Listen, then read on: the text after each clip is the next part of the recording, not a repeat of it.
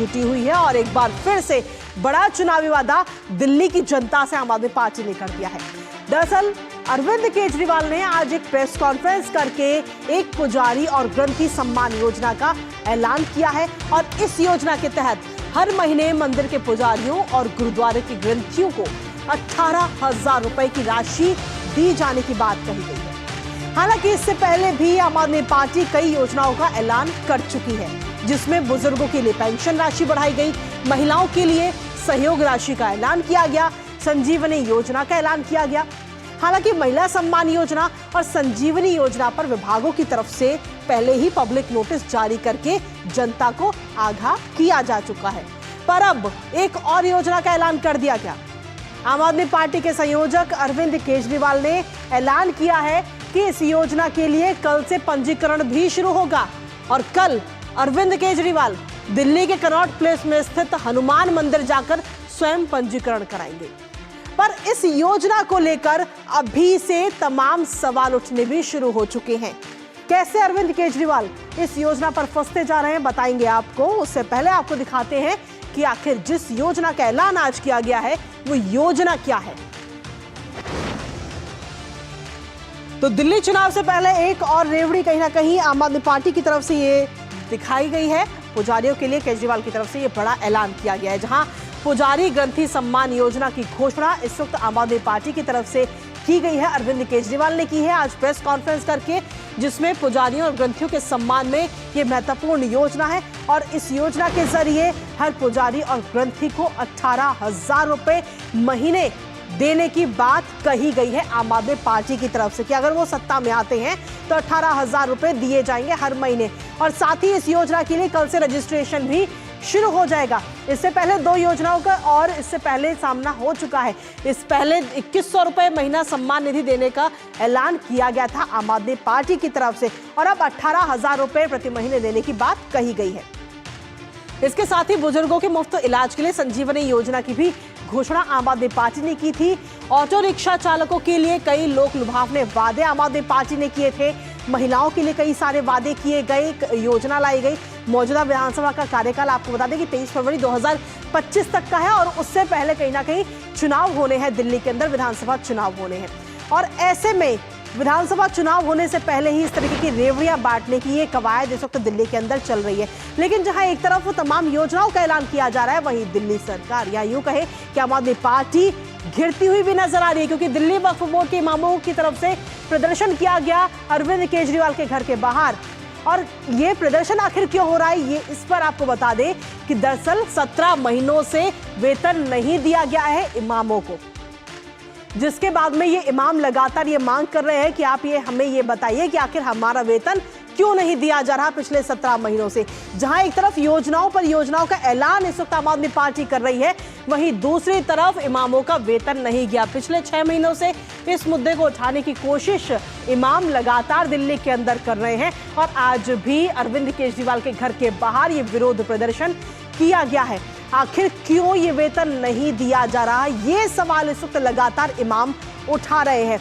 एक तरफ जहां तमाम वादे, तमाम योजनाएं लाई जा रही हैं, महिलाओं के लिए योजनाएं हैं, संजीवनी योजना है, और वहीं दूसरी तरफ पुजारियों के लिए योजनाएं लाई जा रही है, ग्रंथियों के लिए योजनाएं लाई जा रही है, लेकिन वहीं इमामों के लिए कहीं ना कहीं जो वेतन है उनका, वो वेतन भी पिछले 17 महीनों से नहीं दिया जा रहा। और इसीलिए कहा जा रहा है कि दिल्ली के अंदर कहीं ना कहीं आम आदमी पार्टी जो है वो दोहरी चाल चल रही है। और एक तरह से हम देखें तो वक्फ बोर्ड के इमामों की तरफ से ये प्रदर्शन हमें देखने को मिला है। आम आदमी पार्टी की जो सरकार है उसके खिलाफ ये विरोध प्रदर्शन किया गया। इससे पहले जो योजनाएं लाई गई थी उन दोनों योजनाओं को लेकर के विभागों की तरफ से पब्लिक नोटिस पहले ही जारी किया जा चुका है, जिसमें यह कहा गया था कि ये सिर्फ धोखाधड़ी है और डाटा कलेक्शन किया जा रहा है इन योजनाओं के नाम पे। ऐसी कोई योजना नहीं है। उसके बावजूद भी आज आम आदमी पार्टी की तरफ से, अरविंद केजरीवाल की तरफ से एक और योजना का ऐलान कर दिया गया है और इस योजना में कहा गया है कि हर महीने 18,000 रुपए पुजारियों और ग्रंथियों को दिए जाएंगे। सवाल यही है कि अगर आम आदमी पार्टी सत्ता में आती है तो इतने पैसे कहां से दिए जाएंगे। केजरीवाल ने जहां मतदाताओं को रेवड़ी बांटी तो वहीं शहजाद पूनावाला ने उन पर जमकर हमला भी बोला है। क्या कुछ कहा है आपको सुनाते हैं। आज जो योजना का मैं ऐलान करने जा रहा हूँ, इस योजना का नाम है पुजारी ग्रंथि सम्मान योजना। इस योजना के तहत मंदिरों में भगवान की पूजा करने वाले लोगों को पूजा करवाने वाले पुजारियों को और गुरुद्वारे में ग्रंथियों को हर महीने सम्मान राशि देने का प्रावधान है।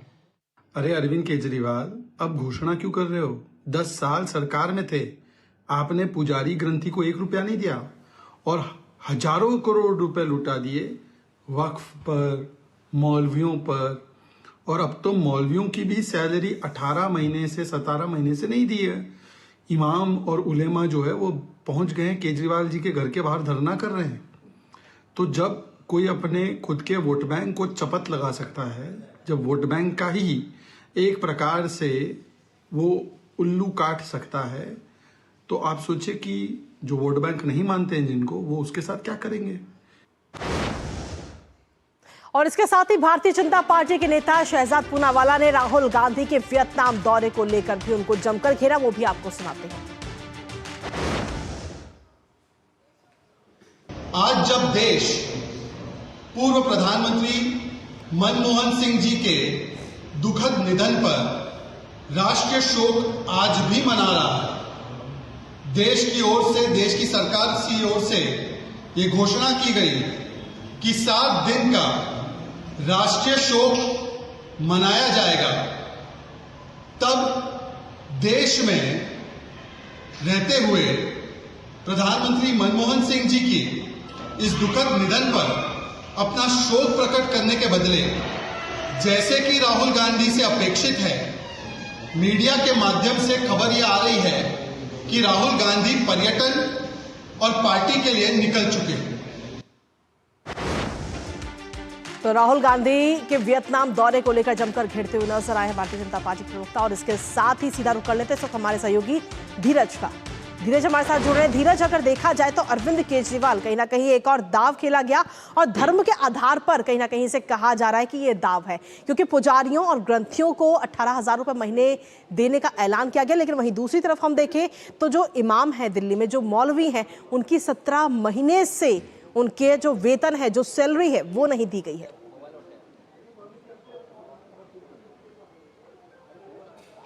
जी, आपने बिल्कुल सही कहा। अभी से थोड़ी देर पहले लगभग 10:30 बजे के आसपास जो आम आदमी पार्टी का जो आम आदमी पार्टी के जो पूर्व जो संयोजक हैं अरविंद केजरीवाल, उनके आवास के बाहर लगभग 250 की संख्या में दिल्ली के इमाम ने अभी प्रदर्शन किया है और उनसे अपने 18 महीने की सैलरी मांगी है। और इमामों के इस प्रदर्शन में जो इमाम जो एसोसिएशन के जो अध्यक्ष हैं, जो साजिद रशीदी, वो भी मौजूद थे और उन्होंने साफ तौर पर ये कहा है कि बीते 17 महीनों से मुझे सैलरी नहीं मिली है और मैंने कई बार आतिशी से मिलने की कोशिश की है। और 15 दिन पहले हमारी दिल्ली के मुख्यमंत्री से मुलाकात हुई थी और मुख्यमंत्री ने मुझे आश्वासन दिया था कि 3 से 4 दिनों में आपके जो मसले हैं उनका समाधान किया जाएगा। लेकिन उसके बाद हमारी आतिशी से कोई मुलाकात नहीं हुई है और आज हमें नौबत आई है कि आज हमें अरविंद केजरीवाल से मुलाकात करने के लिए उनके घर पे आना पड़ा। लेकिन स्थिति ऐसी रही कि पुलिस को बलपूर्वक उन सारे इमाम को, सारे मौलवियों को वहाँ से हटाना पड़ा। और ये जो 250 इमाम थे दिल्ली के, ये अपनी 17 महीने की सैलरी मांग रहे थे और उनका कहना था कि मुझे 17 महीने की सैलरी नहीं मिली है। दूसरी तरफ उसी अपने ही आवास से आम आदमी पार्टी के जो संयोजक हैं, आम आदमी पार्टी के संयोजक अरविंद केजरीवाल, उन्होंने आज पुजारी और ग्रंथियों के लिए 18,000 रुपये महीने की घोषणा कर दी। और उन्होंने साफ तौर पर यह कहा है कि जो कल से इस स्कीम का जो रजिस्ट्रेशन है वो किया जाएगा। और उन्होंने बिल्कुल धीरज कल खुद वो कनॉट प्लेस के हनुमान मंदिर में पहुंचकर लेकिन धीरज, अगर हम देखें तो इससे पहले एक तरीके से हम कह सकते हैं कि इससे पहले और 2 योजनाओं की बात कही गई थी, महिला सम्मान योजना और संजीवनी योजना, जिसको लेकर विभागों की तरफ से नोटिस सामने आया और कहा गया कि इन योजनाओं में ऐसी कोई योजनाएं नहीं है और अगर ऐसी कोई योजना आएंगी तो उन्हें पोर्टल पर दिखाया जाएगा। फिलहाल ये योजनाएं सिर्फ धोखाधड़ी है और डाटा इकट्ठा किया जा रहा है। क्या ये माना जाए कि अब जो ये आज एक और घोषणा की गई है, ये भी सिर्फ डाटा कलेक्शन का एक तरीका है? बिल्कुल आप सही कह रहे हैं, क्योंकि जो महिला सम्मान की बात, महिला सम्मान निधि की बात की उन्होंने और बुजुर्गों के इलाज की बात उन्होंने की थी, और जिस दिन उन्होंने इन योजनाओं की घोषणा की उसके अगले ही दिन जो महिला विभाग एवं स्वास्थ्य विभाग का एक जो विज्ञापन है वो अखबारों में नजर आया, और उस विज्ञापन में साफ तौर पर यह बताया गया कि जो आम आदमी पार्टी की सरकार जो घोषणाएं करने जा रही है उस घोषणाओं का नोटिफिकेशन उनके पास नहीं है।